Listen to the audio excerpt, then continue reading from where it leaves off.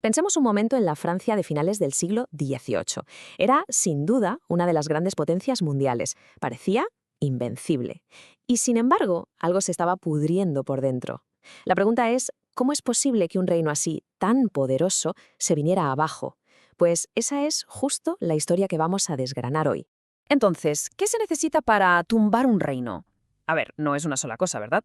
Es más bien como una tormenta perfecta, una mezcla de muchos factores. Y en la Francia de esa época, la tormenta estaba pero que a punto de estallar. Vamos a ver cuáles fueron los ingredientes de esa explosión. Vale, para entender todo este lío, lo primero es lo primero. Hay que ver cómo estaba organizada la sociedad francesa por aquel entonces.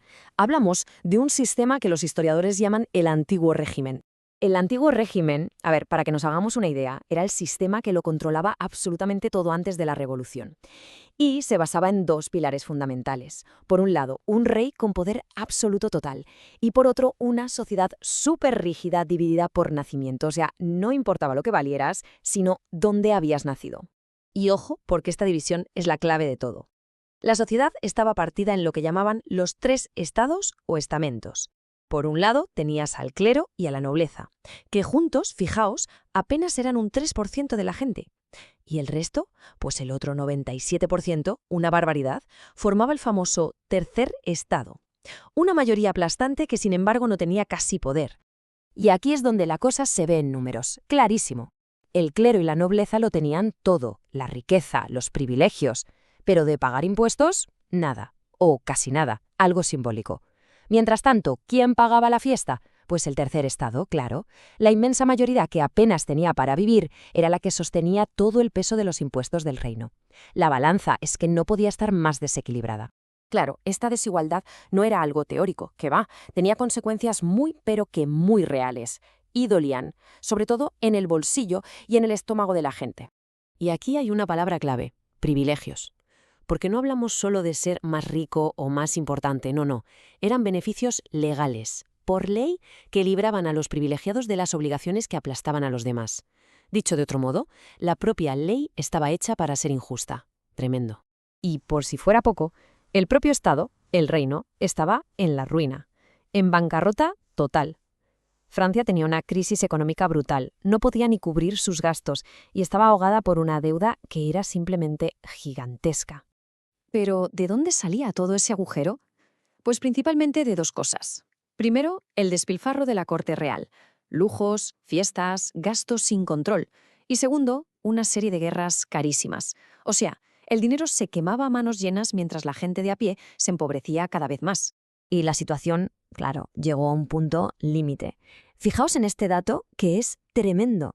Para un trabajador normal, comprar una simple barra de pan podía costarle 2/3 de su sueldo de un día. 2/3. Sobrevivir era literalmente una lucha diaria.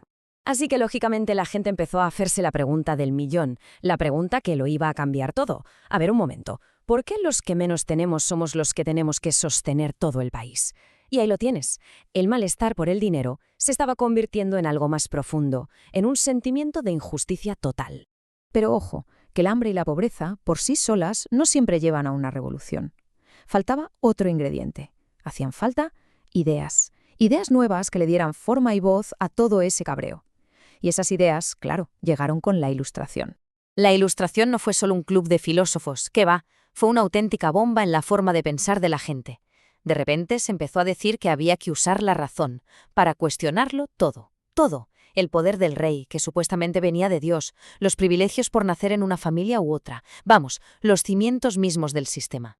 Y de pronto empezaron a sonar palabras que hoy nos parecen de lo más normal. Libertad, igualdad, derechos, soberanía del pueblo. Pero en ese momento eran dinamita pura.